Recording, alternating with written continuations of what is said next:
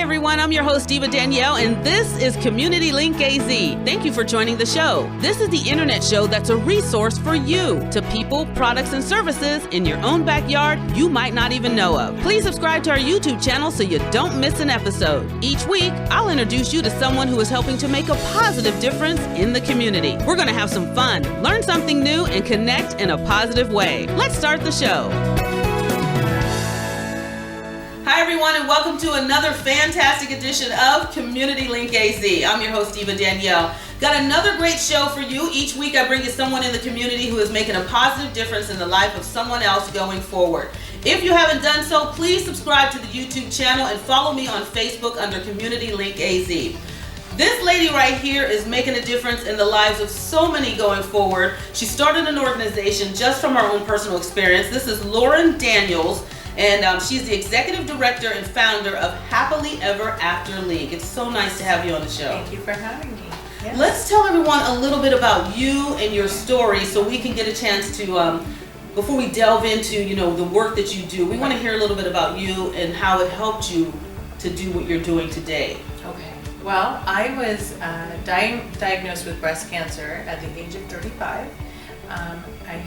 My kids were ranging in age from 1 to 11 at the time, and the fact that I would get breast cancer in my lifetime wasn't completely absurd because we have a strong family history. Getting it at 35 years old was quite shocking. So that's coming up on now 17 years. This next month I'll be a 17-year cancer-free, and so after I just had called in every favor. It took a village, literally. I always say it takes a village to get me through. I have an amazing support system, and my husband, my family, all of our friends came forward, and I had 3 surgeries in a 4-month time span, and I caught my cancer early, which was wonderful for me. I didn't have to do chemo or radiation, but I did have a bilateral mastectomy, reconstruction, and a hysterectomy as part of my treatment. Well, that's a lot. I mean, even if you're not doing chemo and radiation, that's a lot for your body to endure. It was a lot. It was a good thing for that I was young, because I guess I bounced back kind of quickly, fairly quickly. But 6 months after my diagnosis, I just kind of felt like I needed to do something with my cancer diagnosis, and I just had an epiphany that I wanted to help other mothers locally in Arizona that would benefit from some support, and we started the Happily Ever After League. And on the 1-year anniversary of my diagnosis, we had our first event that we raised $50,000 that night, and we've never stopped since. And you've been going strong for what, 17 years now? It is 17 years now. Yeah, it's just about the same amount of time as my diagnosis. It'll be coming on to 17.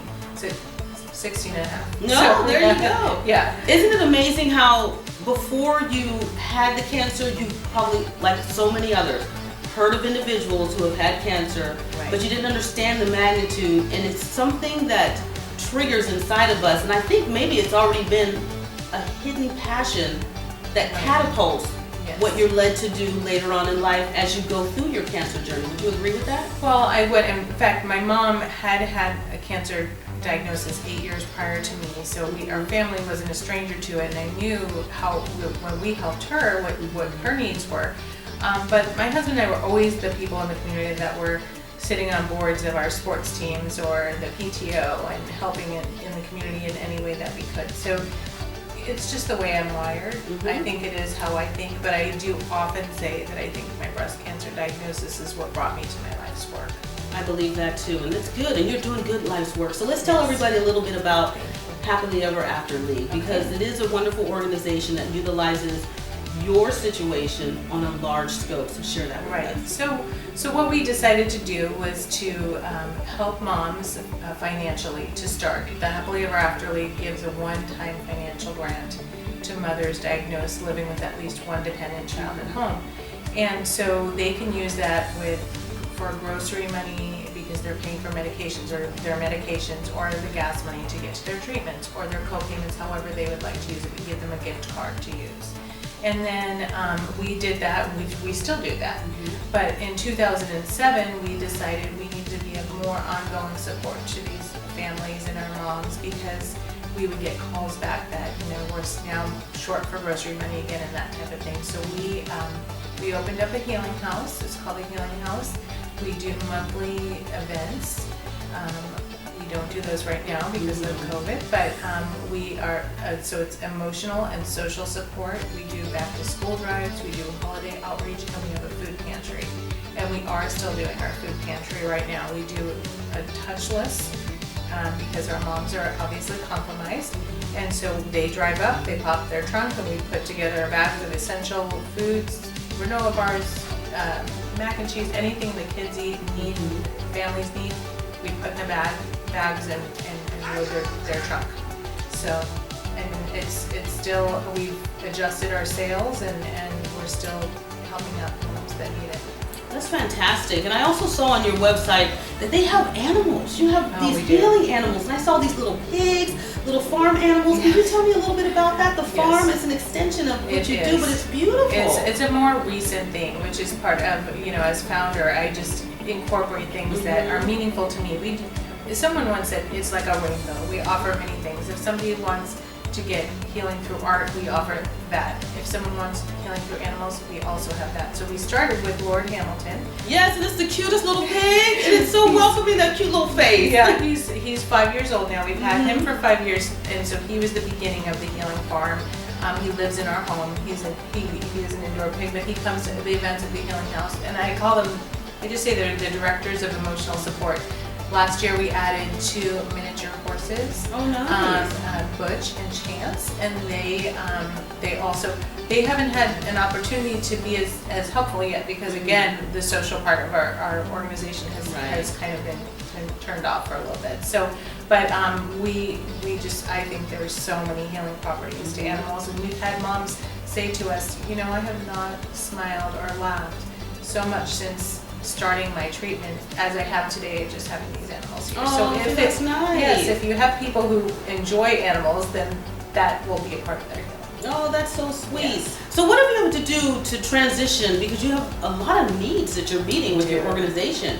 And since COVID has come in, I'm sure that's have shifted things. So how do you handle that and move forward? Well, we've shifted, like I said, mainly we cannot do our monthly social events, which has been kind of a heartbreaker for us because we just love these moms and we love being there for them. Right. And it becomes sort of a support group without that social setting of sitting around and you take your turn and I'll take my turn. It just, everybody just kind of comes together at the healing house. We always say it's sort of a cancer-free zone. It's not like we are in denial that we've all had cancer. We all know everybody's had it, Right. but we don't focus on that. We focus on living, we focus on fun things. And so again, we know for sure that the moms are in a greater need for to have the food supplies to them. So we probably are going to be opening up twice a month now and giving that touchless donations to them.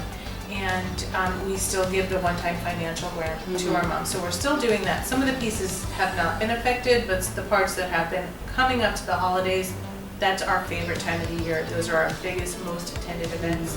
And so we are going to be doing in October at the Healing Farm where the animals are, a drive-by trick or trunk.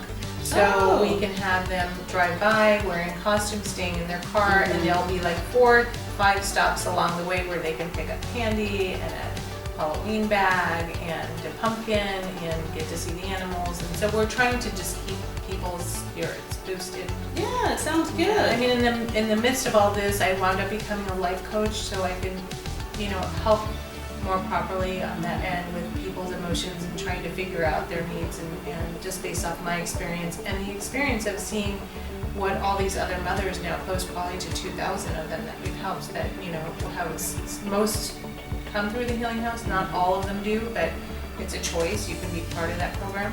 And so I've learned a little something from each one of them, and it just is an honor to serve them. Really is. That's good. Now we want to know what the community can do, because that's what this show is, Community Link AZ, and we're linking you to the community. So what can the community do to help support you going forward? You can do food drives for us. We do toiletries, food drives, that type of thing, and we always, obviously, any monetary donations to help give those gift cards to moms. You can even send gift cards to us. Okay. So we will make sure to get those in the right hands. And- Well, let's get your website so everybody can send these things in. so yes, you can find us at happilyeverafterleague.org, and there's all kinds of easy links on there from ways to be helpful to us. It's a very easy website to navigate. Yes, Before we thank you. leave and we close this show, I want to thank you once again for being here, you. but can you leave us with a quote? Because I'm sure over the years with all these individuals, especially these moms that you've helped and helping yourself get through this journey, you probably have something that's touched you deeply, but you probably have so many. I have so many, and I can't even think of one right now. The one that comes to mind is, it's just, I believe it's Nelson Mandela, and I never lose. Either I win or I learn. And so I just have learned so much through this process and through this journey. And even when you get a cancer diagnosis, I think it's just about your mindset and staying forward focused. Staying forward focused, because you Yes. always learn something. I know I'm having a hot flash. I'm gonna have to change Yeah, my you're fan. right. That's what I'm always melting over here. I tell you, Community Link AZ, thank you again for watching. If you have not subscribed to the YouTube channel, please do so you don't miss an episode. Lauren Daniels is her name. Happily Ever After League is her organization. Please go onto her website, utilize their services, and help them so they can continue to provide for moms in the community who are unfortunately dealt this awful hand of being told that they have cancer, especially breast cancer, which is one of the worst. Make sure you also like the Facebook page. It's Community Link AZ. I will see you here next week with another fantastic guest. So until then, make it a great day, and I'll see you soon.